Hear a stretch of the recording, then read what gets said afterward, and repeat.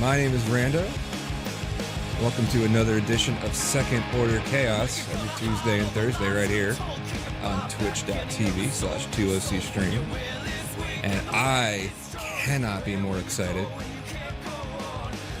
because it is often hard for me to separate my friendship from my fucking fandom of this man. Jack, how are you, sir? Hey man, what's going on? Dude, I'm so happy to see you, brother. You've got too many nice things to say about me. I'm flattered over here. All true, absolutely all true, and all deserved. Dude, it's been a long time, man. How are you holding up? It's been a weird time. Not so much a long time. It's just like weird times. Yeah, right. Like it's like where do we start? Yeah, no. Who knows where we even want to go too? That's the other thing. Yeah, man. But yeah, I mean, I try to find. I don't know. I try to put blinders on and just try to find happiness in the art I'm working on and the craft I'm doing. And if I can get into that, then I'm happy for a while. Yeah. And people like that I keep going through all this, right? Like people need like a break from everything else out there, and they appreciate the show. So I'm doing it for them too. Yeah, man. God knows I need a break. Dude, right? Like, yeah. That's what I realized really early on was if I don't bury myself in work, I might as well just give up. And that was super early in the whole thing. Like, I mean, it was like right when so at least in Pennsylvania, at least not on Mars where you live, it's we locked down, and I remember like the first couple of days I laid there like just in PJs for like a week, like with my son, because he was home and my wife was home, like everybody was in the house. And I remember that day of just feeling useless and worthless, and I was like, I need to work. I need the one thing I don't feel like doing right now is one thing I need to do. I need to throw myself into projects. I need to just stay busy, and that's honestly, I think, what saved me through this whole thing. Yeah, there was some shock and awe, and it just kept getting worse. And it's like, dude, I don't have any more energy for the shock and awe. But yeah, I mean, I'm happy working on the show on Darknet Diaries. So if I get some time to work on it, boy, I'm thrilled because it's just really fun. It's a high like nothing else to make something creative and to have people appreciate you for it. It's just like, wow, really? That's amazing. Like I right, it's just like, crazy. Right, because I mean, and I don't know if you're like me in this respect. Like, first of all, I'm so thrilled that you're on here because you were one of the first people when I decided to when my other podcast like went under, and I was like, well, I'm gonna do a solo thing. You were just so incredibly gracious, and I was like, oh, I wonder what Jack's doing. So you were one of my first guests on here, so like I take a great amount of pride in this little slice of the internet that I have now, right?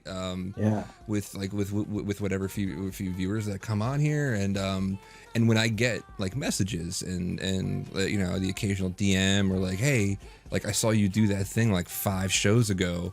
And that really meant something, or like I really learned from that. That you're right. It's a high that I'll never be able to describe, and it absolutely makes it worth it.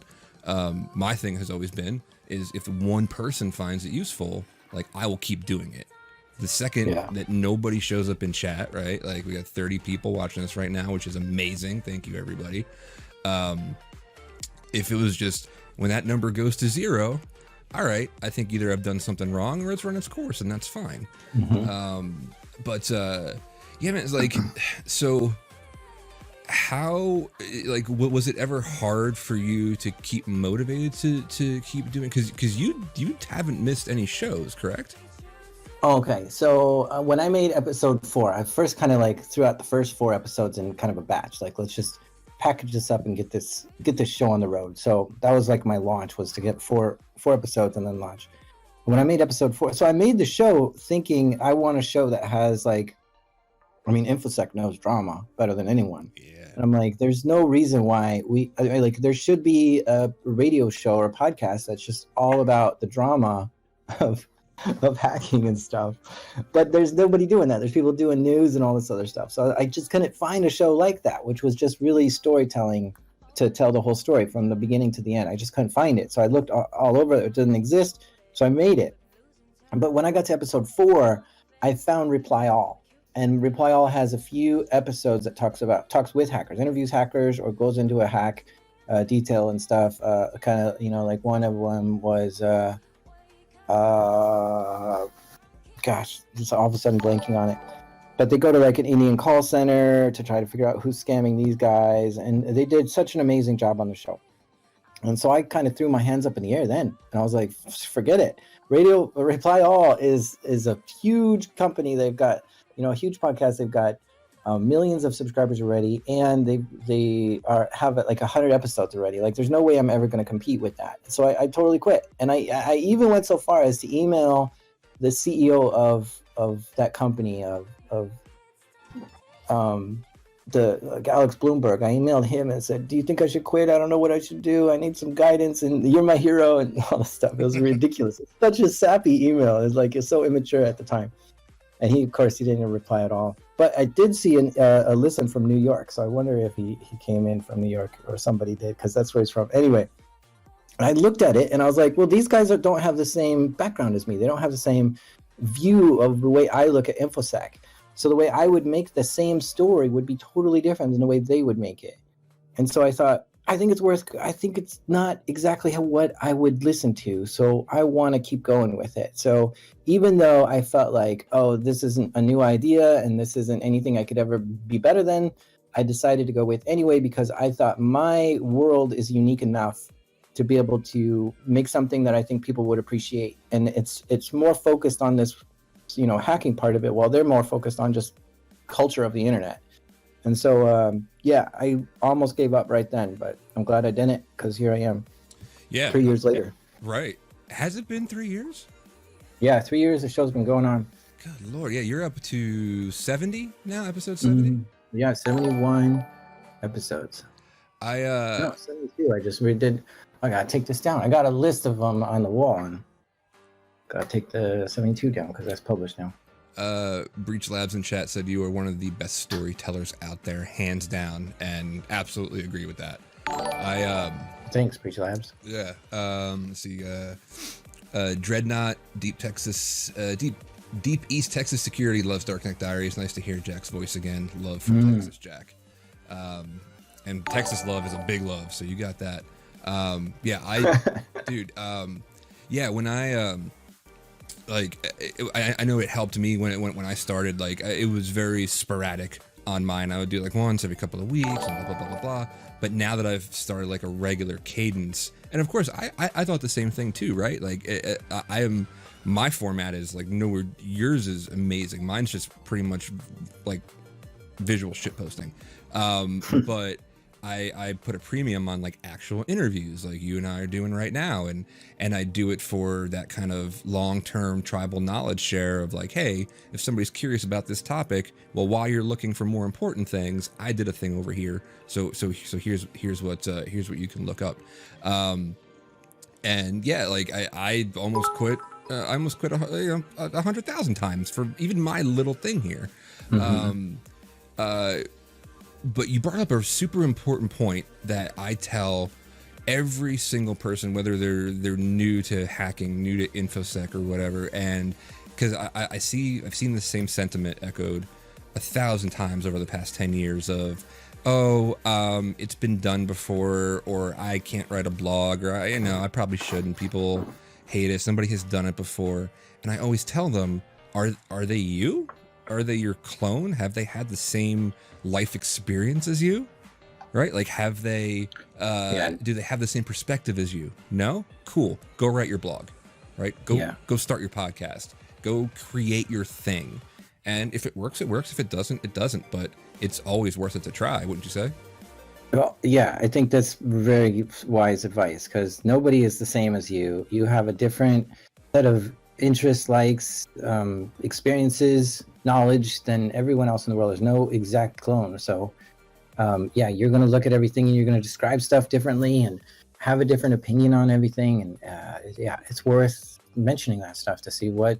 One of the things I learned when I was like a teenager is I thought I was really good at a video game, and so I published a blog post on it, or I submitted like a write-up for it. And boy, did I learn I wasn't very good at that game after publishing that article, right? Because people were like, will tell you. Like, it was a car racing game, and they're like, you never get out of third gear? And I was like, oh yeah, because it was a snowy track. I can't get out of third gear. It's like my tip was to never get out of third gear on the snowy track, and you'll be much better off. And so people really like showed me all these videos of how they're getting it to fifth gear and stuff. I was like, geez, I am so. But the thing is that I learned so much by publishing that, because it just kind of was a mirror. It reflected right back at me of all the things I could do to be better. And sure enough, within a month or so, I was in fifth gear, handling that course perfectly fine, and so much better than I was before. I would have never been that good if I didn't publish that thing. So publishing levels yourself up, even if you realize how much of a newbie you are at it. It's still so gratifying to realize what you didn't know. Now you know, like you didn't know the unknowns, and now you know the unknowns, and you get it better. Yeah, one of my biggest lessons from that was years ago when I was pretty still new to security. I was working at Mandiant, and I was like trying to publish content for them, and I was like, hey, I wrote this whole entire like blog thing because they thought about like wanting to publish it to the site, and I was like, oh yeah, let's do that. But it got stuck in development hell, because that's what they do. Like, everybody edits it to hell, and nobody actually looks at it. So I let it sit. I've since left, and then I ended up at another company called Squirrel as an evangelist. So that was all content. Like, hey, what do you got? We'll take fucking whatever you made. And I was like, oh, I had this thing I was really proud of like 3 years ago. Let me go dig it up. And holy shit, was it bad. It not only was it bad, well, it was like it was outdated as shit by then, and even for the standards of the time, it was like I had learned so much since then. But I still would have wanted to publish it and see it out, because like that's how you grow. Like, I love somebody coming to me that I respect, or even random strangers that know more than me, and be like, well, here's how you were fucking wrong from all this. Like tear me apart. That's fine. It's only going to make it better. In that long run. I have a confession though for your show. Your show is easily, and this is actually why. So I asked Jack the question earlier today when I was kind of prepping things. Not that I need much prep with Jack, because it's so natural talking to him. I said, hey, what is your favorite show that you've probably done between your last 20, between episode 50 and episode 70?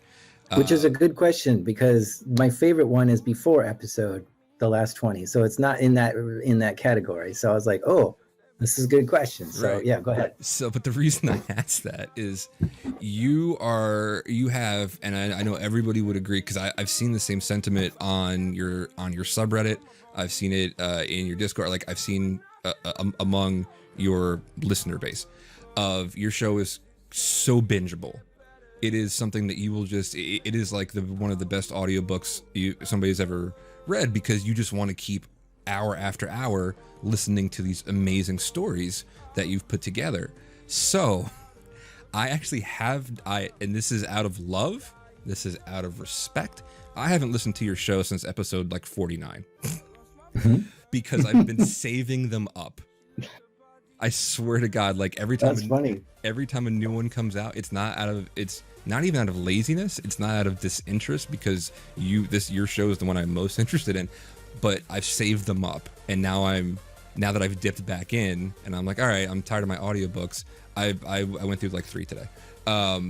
Because I was traveling for a great amount of time, and yours would be the thing I would binge on airplanes. So I wanted to ask you that's why I asked. That's the chunk I missed. So I was like, where should I start?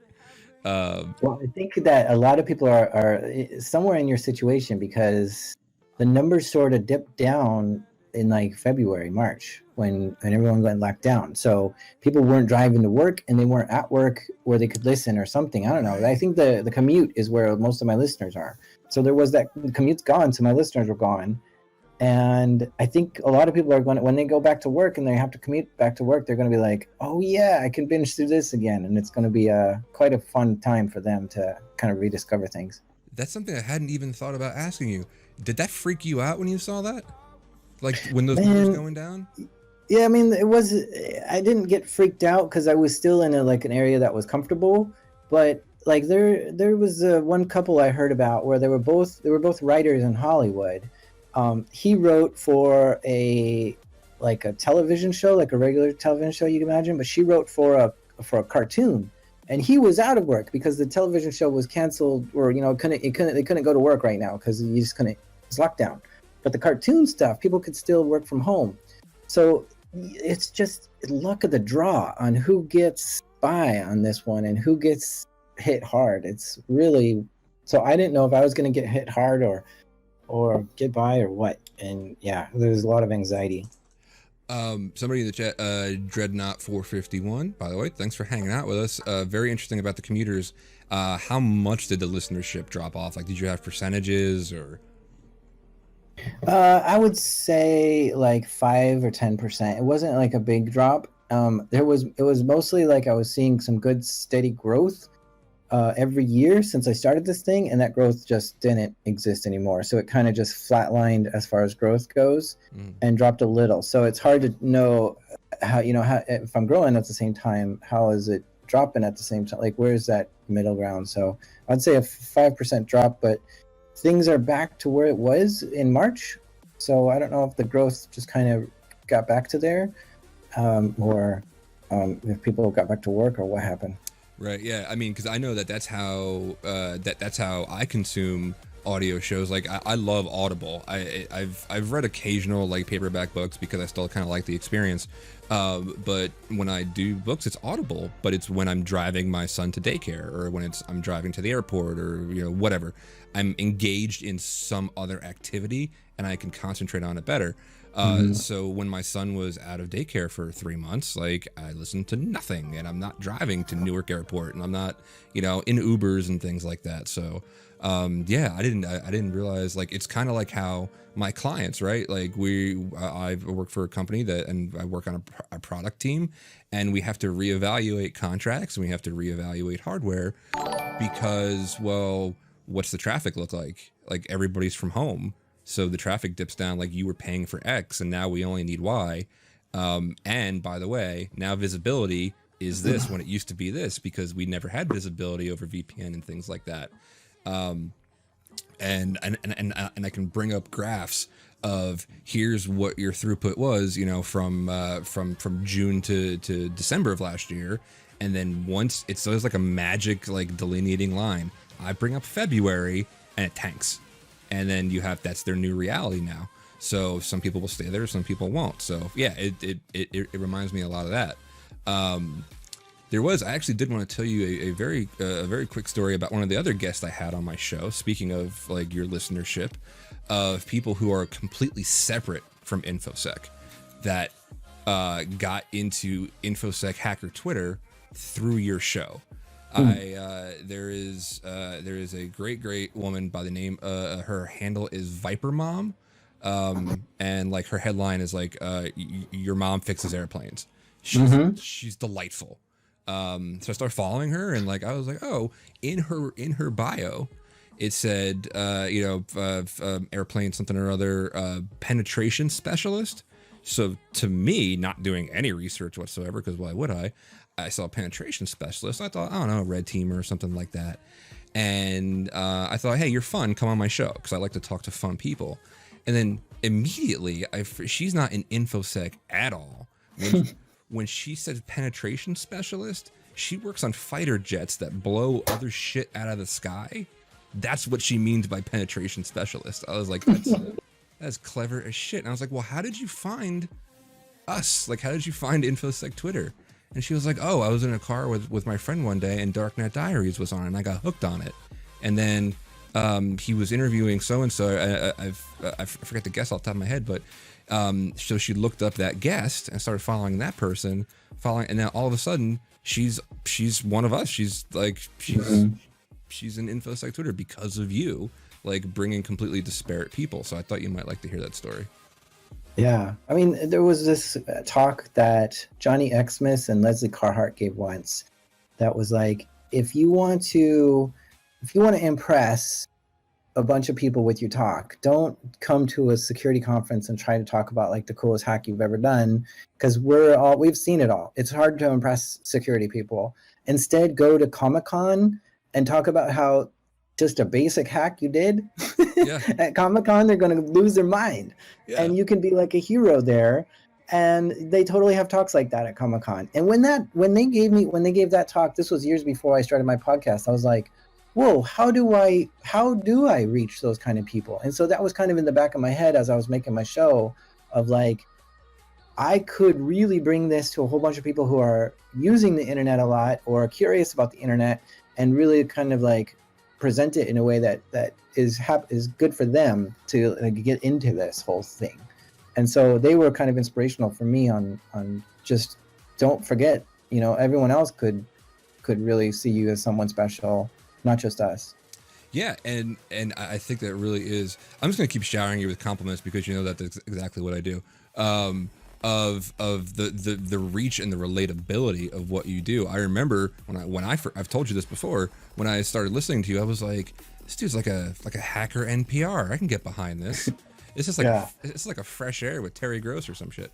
I mean that's where a lot of inspiration came from. Is I was totally into NPR, This American Life, Radio Lab, that kind of thing, and it was like, where is that for, hacker stories? That's like, I wanted that. Who do you look up to, Jack? So I was having this conversation on some other stream. I was just playing Wildlands Ghost Recon with a buddy of mine, and towards the end we got to talk about career stuff for some reason, and we were talking about like being a mentor, being a mentee, like, and how every good mentor is still learning from somebody else. It's still like fanning out over somebody else, and that no matter how good you think a person is at something, they're still looking for inspiration from other places, and they're still looking to get better at it. Who do you kind of look to stay sharp and learn new things from? Yeah, I mean, I take a lot of stuff from different people in InfoSec. It's hard to know exactly. I don't know. I cherry pick certain things, but I'm gonna answer the question in podcast land, because yeah, for sure. InfoSec land. I mean, I think wherever. Doesn't matter. Yeah, because in InfoSec land, I had like people who worked with me at the office before I quit my job, who were really inspirational to me. Like took me under their wing and helped me with a lot of stuff. So the people who are closest to you and spend the most time with you to help you, I think, could work for that. But in podcast land, when I was starting out, my first Google search was, how does Radiolab make their show? And I came up totally dry. I don't know why that was my first Google search, but that's what I wanted to know. And then I was like, okay, well, what about This American Life and all these things? And I just was, I was learning that all these shows have like 15 people working for each episode. And so I kind of like realized, oh man, how the heck am I going to make a show with one person that 15 people typically make? And so I really lowered my sights to shows that are made by one or two people. And so that's when I found some real inspiration, right? Because like the show Criminal is made by two people, and I was like, okay, I can do the work of two people. I know I was always trying to be a 10x engineer, but I don't think I could be a 10x podcaster. So I was like, all right, I could try to do work of two people. So that was the Phoebe Judge from Criminal was an inspiration, in Lawrence Bohr, but then there were other people like Tali Abacassis, which does a show called First Day Back, and she was also just a podcaster who just made something.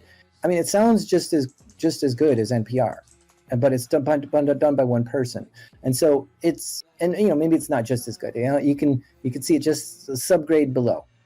And so these are the people who I drew a lot of inspiration from. Aaron Mahnke was another one who does the show Lore, and the guy from Case File, who's anonymous, he did that show just by himself for like the first, 10 episodes or something. So like these are people who are like, okay, you were a nobody before you started, and you created a show all by yourself. That is so inspirational to me. Instead of someone like Ira Glass, who's been at this for 40 years. And yeah, maybe his early life was an inspiration to me, but I'm starting from the beginning. Where do I get inspiration from at the beginning? Because so many podcasters come into this thinking, oh, I want to do just like Joe Rogan does. Yeah. Well, Joe Rogan's show sucked for the first 2 years. He didn't even have, like, it was horrible. Like, it was the graphics, the quality, the sound, everything was just terrible. There was a lot of dead air and lulls, and there was no anything. So if you're going to be like him, you got to like start in those kind of areas, and also be like a stand-up comic for the first like 20 years before you get on a podcast. Like, you can't just jump into where this guy has 5 billion viewers and say, oh, I want to do just like that. You gotta start somewhere where someone else starts. So that's where I draw inspiration from, is those lone people who started as nobodies and worked their way up. There's I'm just going over some of the things. Love the diaries, Jack. Keep them coming. That's from Pony Share. I will. I can't read. And let's see. The Veil says, I've started doing Sunday morning Darknet Diaries binge sessions. So that's how the Veil. And the Veil is a buddy of mine, Clay. He runs the DC group in Philly. Oh, this is a great question from Dreadnought. Is Darknet Diaries still a one-man show? No. So the first 40 episodes were all me. Wait, the first 48? 40, about 40 episodes.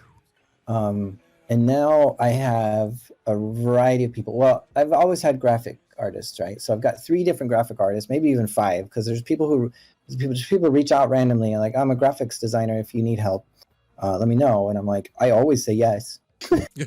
Just to see what you're going to make me. And, I pay people and stuff, but it's like, let's see what you got. So typically, I guess there's a couple that I'm like, I don't know if this is going. But and by the way, I really like the graphics of your show. Thank you very much. This thing is looking really slick. I don't know who's doing this for you, all this graphics. So what I got into was I went to a website called Fiverr. And I went on Fiverr and I was like, I am a streamer and this is what I do. And I managed to hook up with a very talented woman on there who submitted a bid to me. And I said, I want cyberpunk. This is kind of what I'm thinking. I even gave her movies, like think like, Johnny Mnemonic, and think like sort of, that kind of thing. And we went back and forth for a couple of weeks, and yeah, she hooked me up with this background and all this stuff, man. It was money well spent. And like those intro movies was a second person off of Fiverr who I was like, hey, I have this package from this other person. She doesn't do animations. Can you? He's like, hell yeah, I can. And that's where you got like the starting screen and all that stuff. So nice. Yep, that's how I went about it. Yeah, so the picture you see of me on there is from Fiverr, and then the logo that says Darknet Diaries was from 99 Designs. I wanted a little bit better group of people to help me with the logo. But I'll grab them from all over as well. And so I've also got a writer who, if you listen to shows like Oxy Monster, and other ones that just don't really have any interviews, that's a writer can just write that whole thing for me. And of course I have to kind of go through it and massage it into my own voice, and because she's not really good at infosec, so it's really fun when she tries to explain what Bitcoin is and stuff. I'm like, oh, this is a good try, but I'll take it from here. So I redo a couple things, but yeah, I've got a writer who writes an episode every now and then, and I've worked with probably 6 producers now to try to give them various things and say, hey, let's see what you got. But nobody's quite fitting with me just right to like stick around, where I'm just like, here's like a year's worth of work, go. Like, it just doesn't work like that way. I'm like, this one's okay, and maybe I'll do another one with you. So I'm still looking for like some good producers. I've got somebody who edits. So when I narrate, I'd say a lot of and repeats and stuff. So I could give that over to someone to just take those repeats out. Mm. And then I have 2 sound designers now who they both actually make a lot of the original music themselves. And they add the music in there, and then I give them a lot of notes, say, oh, well, let's move this or change this or whatever and stuff. So yeah, I mean, once you kind of set the mood of it, like 40 episodes of like this is how it should sound, right. Bring in more people in, kind of I don't have to explain as much because like this is how it should sound. And so yeah, I got some help now, and I'm still looking for more. So I'm going through 3 new producers trying to get them to help me work out 3 different episodes. So when you say you're looking for producers, like what are they? Are they creating like the flow of the show? Are they just piecing things together? Like what would a producer for Darknet Diaries do? Yeah, so I'd do the interview with whoever, and then I would give that tape to the producer and say, cut out the good parts, write my narration in between those parts, and then I'll read that narration, and then you can stitch it all back in and make that part of it. So they're putting my voice in between the tape of the interview, and kind of having it all cleaned up. Yeah, that's I used to do that stuff all the time when I was in radio. Of if we would get a band in or we'd have to. I do it constantly now because my show is live every time I do it, and I've since started to branch out and try to put stuff up like as audio. I haven't been good at it, but putting it up on like Apple iTunes so people can listen, because not everybody, as I'm sure you know, consumes things the same way. Some people are not going to sit and watch a video for an hour. They'll listen to things. And so when you're recutting things or having to maybe like re-record something, how often are you just raging at the microphone because you can't spit something out? I want to know if I'm alone in this when I'm cutting copy. So I'll pretty much narrate the whole thing twice, not like one and then another, but because I just mess up and I say it again, and I mess up and I say it again. So a couple sentences I might do okay, but then that third one I'll have to say it 2 times or 3 times, and then I'll go. I'm a horrible narrator, but then I get it all cleaned up after the fact. So yeah, it takes me forever sometimes, and I do get frustrated. Yeah, I haven't released them yet, but I do still have, like, I keep the cuts of me just cursing and questioning my humanity and why, what am I worth? It used to be a lot safer when I did radio because I had a soundproof studio to work in, and now that my wife works at home, she could be on a call, and if I'm recutting audio, like, I'll tell her, hey, I'm about to recut, and she'll tell me no because I can hear you fucking downstairs screaming. It is. But now I actually have a better flow to it. I used to like just do like 1 or 2 lines at a time, and I will now just keep it running. And so I know, like, I can look at a waveform and say, oh, here's where I paused. Here's where I did the 3, 2, 1, go. Yeah. So that's gotten at least a little bit better. But yeah, I would absolutely love like outtakes of Jeff Rhysider. So I can't get it. I haven't. There are some, but I haven't really published them. I just throw it away. Yeah. But like one of the tricks that I learned that Radiolab does is they sound like they're just chatting at the bar. They sound so conversational, and I've got to read the script to sound like that. That's kind of my goal, is to sound just cool, casual, conversational. I don't want to sound like here's very, I don't know, dry story or something. So I'm like, how do you do that? So I looked into how Radiolab does it, and they actually go over the story so many times together in the studio, or not even in the studio. Before they even get to the studio, they just do the whole story at their desks and stuff. And then when they feel like they have totally exhausted, like going over the story like 100 times, and it's like 4:00 in the morning and everyone should really go home, then that's when they go in the studio and turn the mics on and say, let's record it this time. And so when they do that, they don't usually use the script. They have little talking points, and you can hear during their dialogue that they mess up and they redo and all these things. But that's just kind of part of what you would say when you're talking to someone at the bar, is like, oh, no, that's not how it went. It went like this. And so they leave that. It's really wild the way they do that. And I can't get to that point. I've tried a few times to just go over the whole story like 20 times and then try to go off the cuff, but I can't remember all the details because I really am specific on the details. Yeah. And so I end up just having to read it and stuff and just go back to it. So I don't know, like 2 episodes, I kind of went off the script to try to just say it. And it just was so hard. Yeah. Oh my gosh, it was so hard. So I just script it all now. And yeah, I write the ums and woes and crazy all bits in there. Yeah.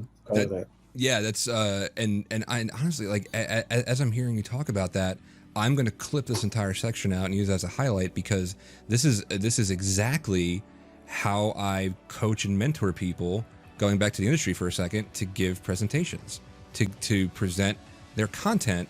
Of if you can know it so well. If I always struggled, even when I would do like early CFPs and give early presentations, of relying word for word, but I don't like sounding, when I do that, you do it very well. I sound wooden as shit. And like, it just doesn't match who I am. It doesn't match my personality. So I started just doing like dry runs in my office by myself of all my presentations, until I knew that shit so well that I had no problem either going slideless or just going with like little bullet points, because I know that I can riff in between and still get like those sentient points out. So and that can both help people, but some people are like you and like me early in my radio career, of every break I would have, and a break is like a commercial thing, like in between the songs, where I would write out every single word of that break because I was so worried about forgetting it. When really they should rely just on copy points and riffing, but I wasn't good at riffing yet, and that conversational tone. So it's so funny that you say that story, because that's what I tell everybody, that if you want that conversational tone, and if you want to be a presenter that can walk across the stage and not have to be glued to a laptop screen, know it until you absolutely can't get it wrong, and anything that you might get wrong, you can just riff it off. So yeah, I cannot do it how you do it. And I just have to. That's why I love the live part of this. I love the live interaction and just kind of talking off the cuff. But yeah, that's interesting how like different people's brains work when they're trying to present some content.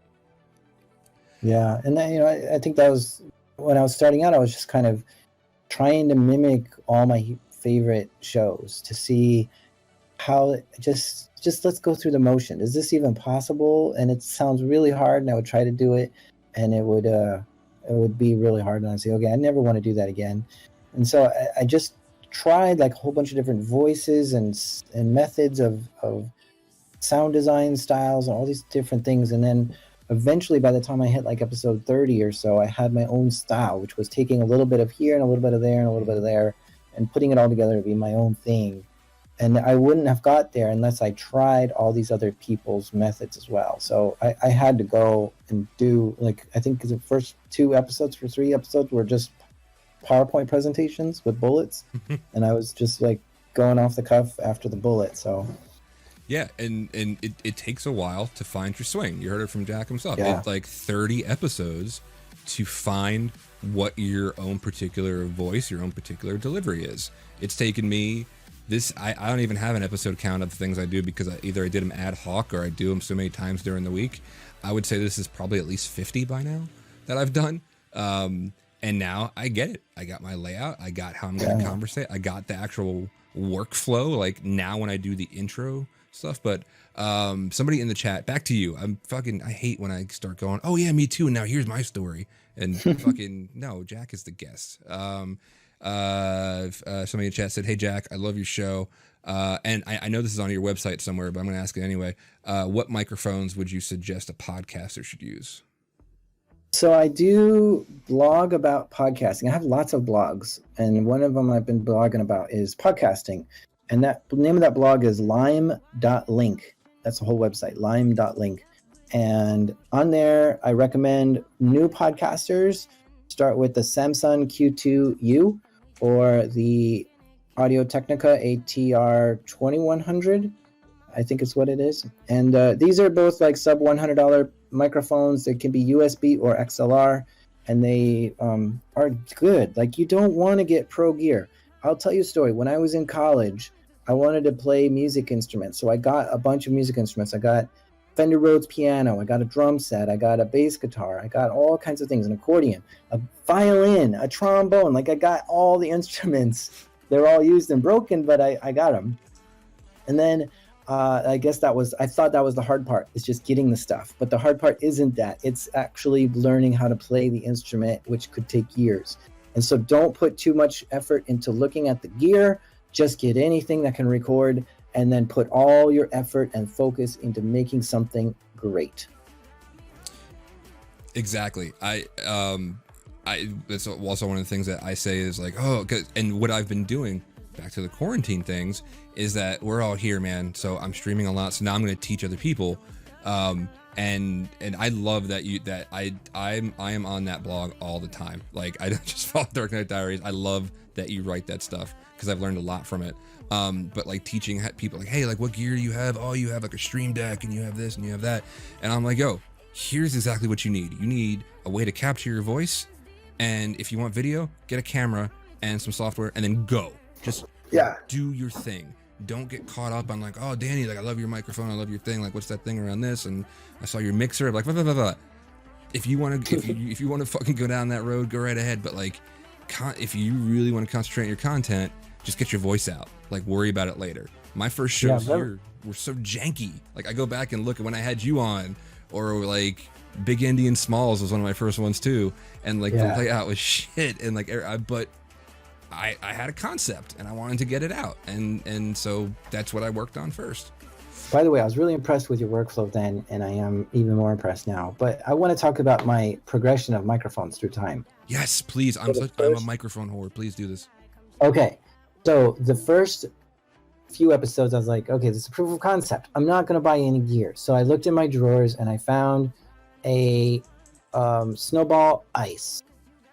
So this is a Snowball Ice. That's the whole name of it. So it's a little round mic. It's actually a big round mic, but it was a $35 mic when I bought it. The Ice is even the cheaper version of the Snowball. You can get a regular Snowball, but I got the cheap version of Ice like 4 years ago when I was trying to make YouTube videos before all this. So I had a cheap $35 mic, but what I did was I got under a blanket and I got like 1 inch away from it, and I spoke in a very, like I wanted to be very intimate the way I spoke. So it was all about the way you address the mic, which I thought. And so, after I made like 4 episodes or so, I was like, okay, this is actually going pretty good. Maybe I should look into better mics. So I talked to all my friends. They let me borrow, I can't remember all the names, but I got 3 new mics from just borrowing from friends. One was the Shure 58. What's it? SM58. And so this was a workhorse of the 80s and 90s mic. Like this mic has been around for a long time and it's almost indestructible. And I loved the sound of it compared to the other mics that I had borrowed. So I gave all those mics back and I went out to eBay and I bought a used Shure SM58 for $70. And so that was my upgrade from a $35 mic to a $70 mic. And then my dream was to get the Shure SM7B, which is like a $400 mic. But I wasn't going to go for that until the audience would like buy it for me. And what I mean by that is when I started Patreon, I got enough funds coming in on Patreon to say, okay, this is allowing me to buy all my dream gear for this show. And so I made it, that was the goal in my head, was I want the audience to buy me my dream mic to make this show better. And if you have kind of like these things that you're going for in that sense of like, instead of buying the best gear, the pro gear, because a Shure SM7B is pro gear. I mean, this is $350 mic plus another $100 cloud lifter and some other gear. Like you don't need a mic that good when you're starting. You're not a pro at the beginning. But I felt like, okay, if I can get the audience to buy me the pro gear, then that'll give me the motivation to get the audience, right? There's this whole like incentive thing. So that was kind of the progression, and I've been with the Shure SM7B since.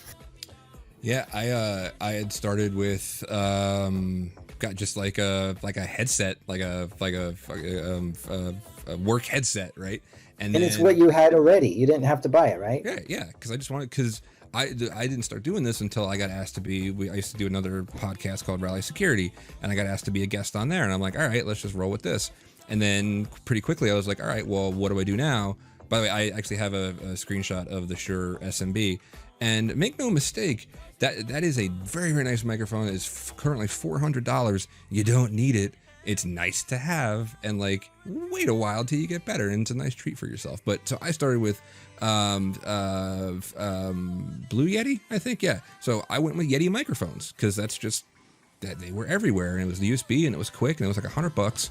And then I stayed with Yeti for a long time, through like 3 years of just doing Rally and then starting my own stuff. And I just very recently, in the past year, upgraded to a Rode NT1. I think this is what this one is. And I love it. And it's not even the best high-class thing out there, but it does exactly what I need it to do. It has a moderately pro-level sound. And, you know, it was like $250, something like that. So, yeah, there are certain things that I am such a whore for. Microphones and backpacks. I love... Oh, man. I know. It's such a hard choice to get a new backpack. It's like a 6-month project, right? And like so during quarantine, I mean, so pre-quarantine and like lockdown, like how often did you travel? Like are you pretty much like a homebody, or were you traveling a lot? Yeah, I don't travel that much. Yeah. I like traveling, I just don't get the opportunity. Right. Because this is, for anybody who doesn't know, like this is what you do. This is your main gig. Like you're not like a side network engineer anymore, right? Right. Yeah. After about 4 or 5 months in, I quit my network engineering job to do this, and I've been doing it since. Yeah. So he doesn't have to be on site. He doesn't have to like deal with clients and things like that. But you know, for backpacks, yeah, man. Can I ask, like, do you have like a backpack you're monogamous with? Like when you do go, like, you have like a daily carry if you're out in the world? I don't have anything worth mentioning. As I was quitting my job, I hit my 10-year of being there, and they sent me a. For being there 10 years, they sent me a North Face backpack. Oh, that's nice. Which is all right, but it's not like what I would choose. So, yeah, what do you got? What are you doing? I just sounded very judgmental. I'm like, oh, okay. Yeah. So mine it's across the room. I'll put it up on screen when I find it. It is a. But that's a testament to us, right? Okay, 10 years of being there. What do you want? You want the bracelet? No, I want the bag. Yeah. Give me the bag. I don't want the goddamn show me what you got in this bag. Peak Design. So mine is a Peak Design everyday carry, and I'm about to bring it up on screen real quick. This is their newer model that I have up on screen now. I cannot part with this thing. Mine looks a tad bit different. It is a, like, I guess it's like a camera bag is traditionally what they use it for. I'm gonna nerd out over this thing. Again, a little more pricey, like at $260 right now. I think I paid a little bit over that when I got mine 3 years ago now. But Jesus, I love this thing so much because I travel and I go out with my family, and I have a 5-year-old. He has like his own like Rolling Stone level rider requirements that I got to put in my goddamn bag. But this thing has a flap that opens up. It can open up both sides. It's got removable shelving. You can strap shit to the outside. And prior to the Peak Designs, and by the way, they're not paying me. Obviously, like, fucking they ain't paying me anything. I just love this thing. Prior to this, you know, I would change bags every year, you know, or 6 months or whatever, because I was, you know, I would go for like tactical bags and all that kind of shit. And I found this, and I want to be a whore, but I can't. I am monogamous to this thing. I love it. Love it. Yeah, and that's kind of where I'm at. Is I've got the JanSport backpack, which is guaranteed for life. Yeah. And it's hard for me to say, okay, let's get a new one every year when my bag is guaranteed for life. Like, I should be set, and it does fine. It's okay. There's nothing wrong with it, but do I geek out on some of these sometimes? Yeah, I'm one of my Twitter chats that I'm in with like a bunch of like hacker miscreants. It's literally called like backpack horse because we find all the different ones, and like that's really all. And then we also did a show one time about like what's in your everyday carry, and you know you go through all that kind of shit. But yeah, let's see if we got any more. Blah, blah. Yeah, somebody said in the chat, Dreadnought. We were talking about microphones and gear, back to gear and things like that. The toolbox fallacy, which you already talked about, which was like, if I only had this thing, If I only bought this thing, I'd be amazing. You're like, nah, man, find your voice first.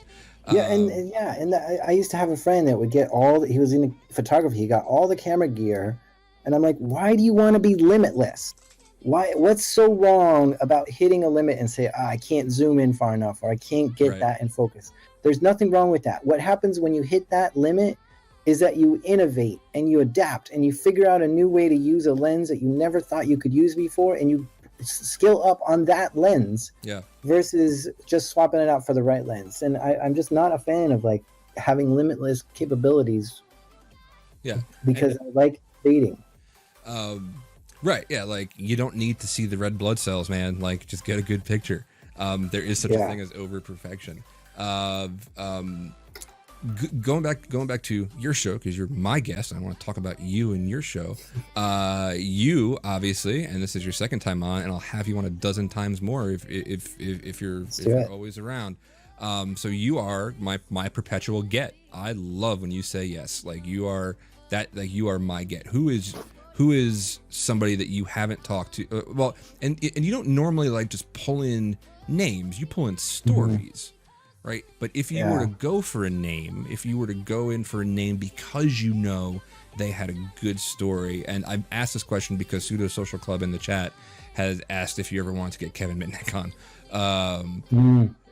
But like, who is like, do you have a get? Do you have like a list of people who you're like, man, I would love to get the story off of this person? And it doesn't have to be like super famous. So Kevin Mitnick for a second. Yeah, I do have one, but I'll think if I can have more. But so Kevin Mitnick, the book Ghost in the Wires was an audiobook I read about 2 years before listening or starting my podcast. And maybe that was like another part of the inspiration of like, where is more of this? Like there are 6 books out on this subject that have a great story, but they're like 9 hours long. Like where's a podcast that just does it in and out for half an hour? And so that was like another big inspiration. So yeah, Kevin Mitnick gave me that inspiration. I'm not sure if I haven't reached out to him yet. I don't know. I think he's got his own book. He's got his own like attitude. I'm just letting him go on that own track. But because there's lots of other stuff to highlight. And so the one guest that, gosh, is Charlie Miller. Right. You know what I'm talking about? Yeah. So in his Twitter bio, he says, I'm that 0 day guy. And Charlie Miller has been known to sell 0 days to NSA. Like, hey, got the 0 day. You want to buy it? Or whoever, whatever company. I don't know if it was NSA or who. But he finds he's a 0 day broker. So he finds 0 days of someone who's made one and then goes to sell it to the highest bidder. So he might sell it to a hacking group or whoever. And I'm like, this is such an amazing story. I would love to talk to this guy. And that's what his Twitter bio says. I'm that 0 day guy. And he's on podcasts like crazy and is even on TV, but he refuses to be on my show. And the reason why he's on TV is because he's only talking about car hacking, and that's what he's into right now. He loves car hacking, and he's not talking about 0 days anymore. And so every time I have a conversation with him, I'm like, can we talk about 0 days on my show? He's like, not yet. I don't think it'll ever be. Stop asking.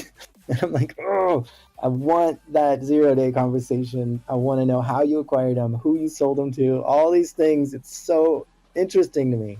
Right, which is funny because like I learned about Charlie as I was coming up, like 9 years ago. I only know him as the car hacking guy.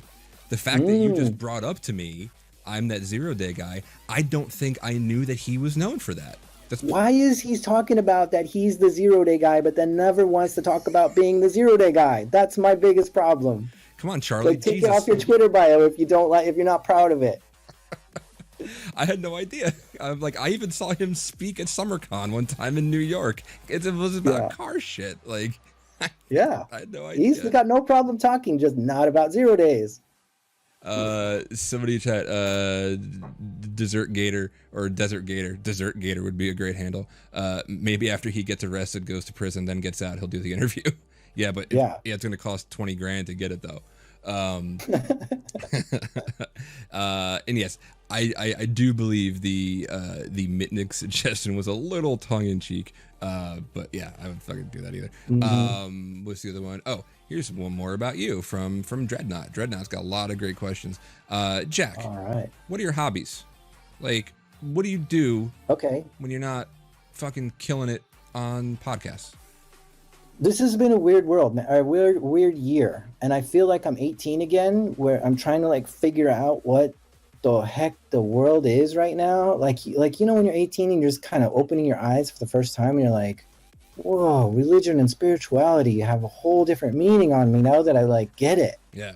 And all these things. And so this year, I find myself just laying on the floor listening to music sometimes, trying to find new music I've never listened to, and getting into stuff. Can't even list what it is right now, but just because I can't think of what some of the stuff is. It's just I go deep in Spotify, and I'm like, what's this? What's that? So I'm listening to music on the floor in the dark sometimes, and that's perfectly fine. And I got a smile on my face. It's just really enjoyable. Yeah. I've been trying to get fit for the last year since the last DEF CON. I started doing P90X and swimming. I got into swimming a lot, but then the pool's closed, so I can't swim anymore. And then I started trying to run, even though I absolutely hate swimming and hate running. But I was like, okay, you get over the mental barrier and then you're in it. But then I hurt my hip running, so I'm done running. So now I might be doing biking. I don't know. But I've been doing I'm doing some lifts and workouts and stuff. And what else? I got a camera, but I don't do too much photography. I've got the Canon Rebel something. It's like the third Rebel. I keep upgrading, but I don't really get into it too much.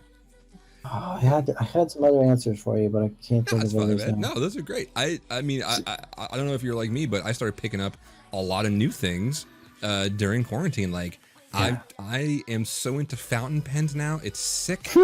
Like, fountain pens of all fucking things.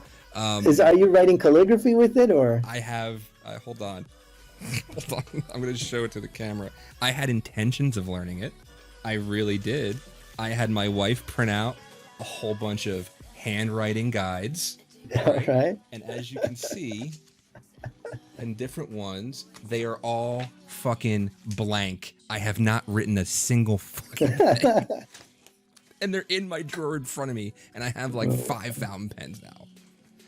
Yeah, so, the other thing is I was going to say is guitar. I've been playing acoustic guitar for the last year, and I've got pretty much all the major chords and minor chords memorized, and I'm going from there. So I'm just kind of a campfire strummer right now. Not anything good, but I'm practicing, and it's fun. It's really fun. Yeah, I also got involved with like woodworking and stuff because I have a barn that I never use. Like our house is 200 years old. I own a barn that's 150 feet off the house, and I'm actually not that bad at it. So, but yeah, like that's how I de-stress now. Yeah.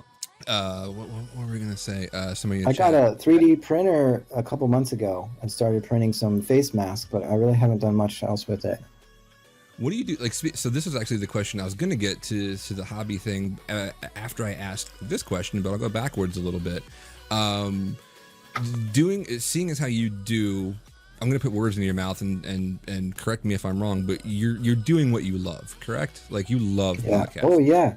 I'm really into this. You love storytelling and it comes through. It comes through when I listen. And I like making the art too, because I give the artists ideas and say, here's what I want you to make, and then they get back to me, and it's an amazing experience to have that, like the art come to life when I'm like working with the artists on this stuff. So that's another, like that gives me just as much of a high as the show is just making some artwork. Right. And I suck at art, so I have artists do it, but it feels like I'm making it because I'm coming up with the idea and giving it to them. Right. Like I've only ever created one really good sticker, which was like for DerbyCon for Trevor. It was Trevor the Roach in a fucking milkshake glass. And I thought of the concept, but I'm not an artist, so I described it to somebody else, and I still like to see it come up. So, but I asked that because I've also had these recent conversations about the whole, if you do what you love, you'll never work a day in your life, which I think is bullshit. And I also say that hackers are so tied to being hackers. It's who we are. It's what we do. Now that we suddenly have to earn a paycheck from it, it can be incredibly stressful when shit goes wrong, because then you question your worth as a person. I know at least I do when something goes really wrong. Do you ever get stressed out doing what you love, as that is what makes your livelihood? Yeah, I need more fact checkers and more like sensitive screening listeners before I play the show, because I like only 2 people might listen to it before I publish, and I don't know, did I make a big mistake somewhere? Did I not fact check something enough? And so when I hit publish, boy, do I get the fact checkers messaging me after that, right? So that's the nervous part, and I'm really nervous that I didn't get it right. I didn't represent somebody correctly, and all these things. And I do as much due diligence as I can, but there's only 2 people who do it, right? So me and a producer or a sound designer or a writer or something. I've got one person now who is helping me listen before each episode to kind of catch something that I didn't say right or something, like a couple times I mispronounce words, so they try to find those and help me. So I do get stressed out, but I think with enough help, all that stress will just go away. And I did get to meet Ira Glass.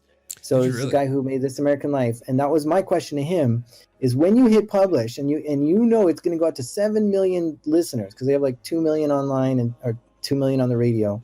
So if 5 million, 7 million listeners, do you have like insane like anxiety when you hit that publish button? He's like, no.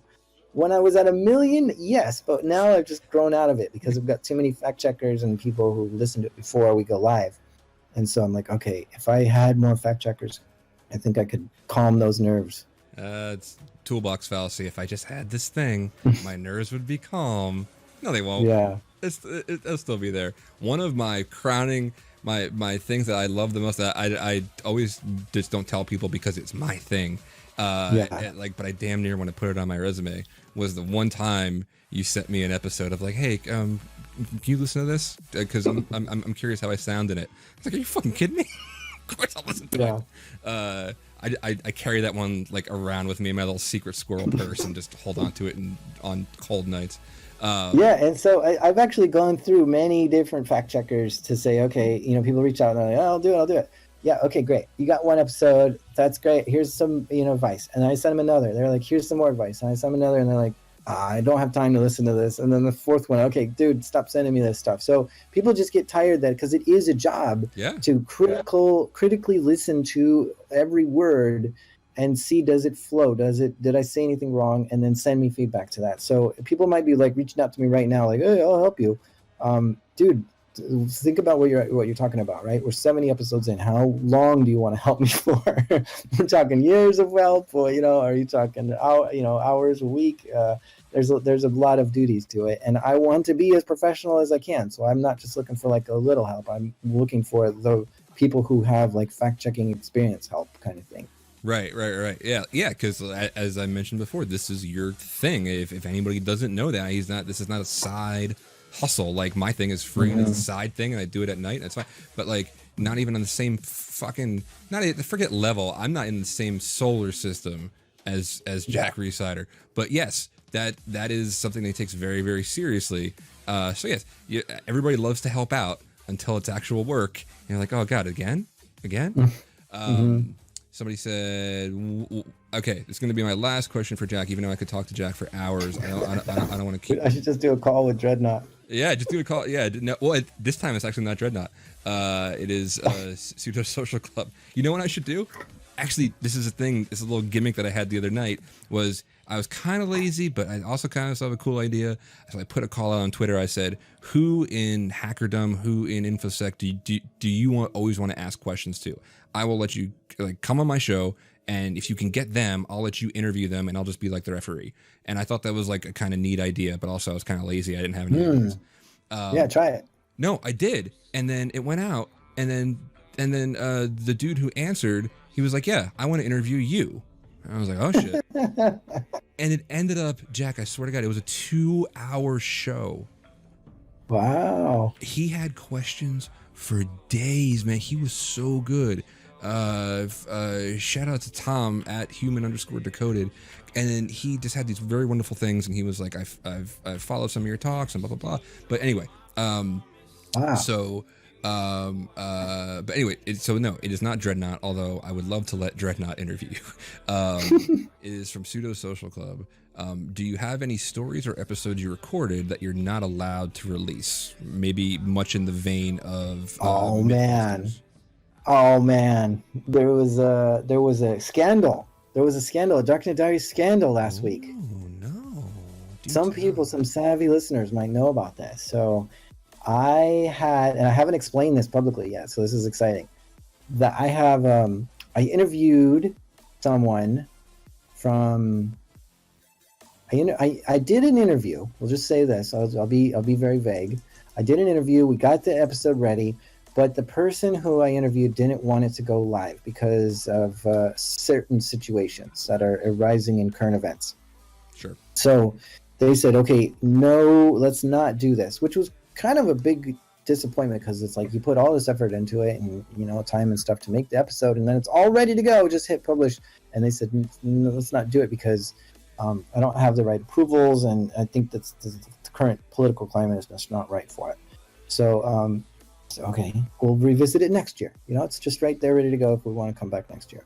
So, but when I showed it to them, when I said, "Here's what it sounds like," and you can listen for yourself and stuff, I staged it on my website, and oh no, somebody found it. Oh no, and posted it to Reddit. And so it started getting upvoted like crazy. And then I started getting text messages like, dude, there's a secret episode just showed up. What's going on with that? Like, oh no, god damn it. What the hell? I was pissed. But so here's the lesson. Security through obscurity is never something you should trust. Because I hit it as episode 99, like thinking nobody's going to look at episode 99. Jack, no. And it just didn't publish like it in, there was no links to it, period. There was no links. So no links, episode that doesn't exist. Why would you ever go there? So yeah, that one is ready to go, but it's not approved. Oh, and I just felt through the screen of the entire chat, like there's collective stomachs dropping for you. Oh fuck. Yeah. Holy shit. Luckily, so they found out about it and they're the ones who told me, and I was like, okay, I'm the guest, and so they said, yeah, it's not the end of the world because they did get some approvals. So I think we're going to move forward the episode because now that it's out, but I apologize like a million times. That was a big mistake of mine. Oh, Jack.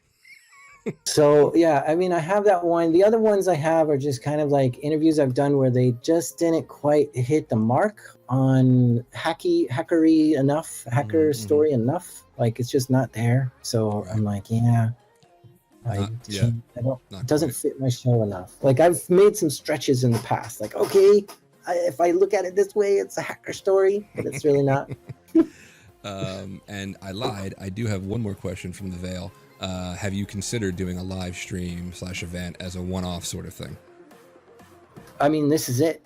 So I hope you enjoy it. So live, I don't think I'll ever set up like a live thing because it just stresses me out so much. I mean, there's so many times where the lawnmower's going outside or something, and I just can't do it. The internet here sucks. So I mean, I'm lucky I'm on this for an hour without any internet issues. Like, I was like, my heart's beating so much just to see if the internet drops out. Oh no, this has been remarkable. Yeah, I lucked out. I got the cable guy to come out 2 weeks ago, and I think he fixed it, so we might be good. But I just get stressed out with live shows. I like to have a polished thing. But I do have the Darknet Diaries Discord, and on there, like every few months, we'll just have a chat I'll open the mic up for anyone who wants to chat, and we'll chat about whatever people want to chat about. I give a talk every time. It's the same talk. I'm Jack Rhysider. Any questions? And then we just go from there. And do you get questions? Do you get? Oh yeah, we fill it up an hour and a half or so. People just asking stuff, hanging out. Hell yeah, man! And like that's no small feat. Like that is an endurance run of you being the subject of something, as I'm sure you're experiencing now. Of like and I had a taste of that the other day when Tom asked me 2 hours of question. I got off and I was like, I feel like I just fucking went running. Like this is awful. But anyway, I'm not going to keep you for 2 hours. You got, I'm sure, stuff to do, and I'm just so thankful for the time that I get with you to talk to my friend. Super upset that we didn't get to relive our last year of Vegas, walking around together, seeing people. Yeah, that was one of my favorite memories. I know. Because yeah, I mean, one of the best hugs I've ever gotten in my life was from you, and that was like first time I ever met you, so I hardly even knew you. Yet you had such a nice hug. I remember it was great, and so I kind of just wish we could do that again sometime. I am a hugger, and I do adore you. Those two things put together are a very pressure-filled situation, literally. Yeah. So, dude, and like that was a fun moment because I was meeting Robert at the same time I ran into you. Mhm. So Robert is Elliot Alderson on Twitter, the guy with like 100,000 followers. Oh, I love that guy. And yeah, and I was like, I was texting him when I was there. I was like, "Are you here? Can we meet?" And he's like, "I'm going to this track, and you were the goon for that track." And so as I was coming up, I was like, "Brando?" You're like, "Yeah." Yeah, and of course I'm not going to recognize you because you're super secret Ninja Turtle. So yeah, I said, "Hey," and then Robert came up, and I was like, "I'm here hanging out with Robert. I gotta go." That's okay. I got what I needed from you. Yeah. No, dude, just so awesome. I cannot wait to see you again. And I'm definitely going to ask you to come back on here again. Until then, I have a couple links up on the screen right now. It always does help support his show if you want to. I am a Patreon of it. Support the show at darknetdiaries.com/donate. You can also donate by getting some swag, shop.darknetdiaries.com. There's new shirts coming in like crazy now. I have a designer's giving me like a designer week, and so new shirts are showing up weekly. So just keep checking that shop if you don't like what you see. Yeah, that's all, and like that's stuff that people eat that up. I always tell a story about that our time in DEF CON last year when you dropped off stickers and we walked around the vendor hall, and by the time we came back, the dude was like scooping up all of them, and then and you were like, "Hey man, do you like that show?" And he's like, "Oh, I love it. I showed it to my whole company." And you're like, "Oh, I'm Jack," and the guy lost his mind. I love that story so much. But yeah, man, so good to talk to you. Hang out for just a little bit after I end the stream, so you and I can chat for a second.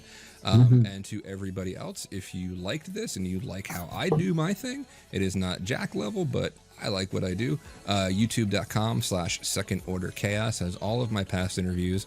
I am here at least twice a week for an hour, Tuesdays and Thursdays, 10 p.m. Eastern. And sometimes I get a bug up my ass and I'm like, I want to stream every single day in the middle of the day, like I've been doing this week. So whatever, subscribe. That's always, it's always nice when you do that, or at least just follow and you'll always know when I'm on. Twitter.com/2OC stream. Again, Jack, my friend, thank you so much. And we're going to be out and hang out for just a minute. All right.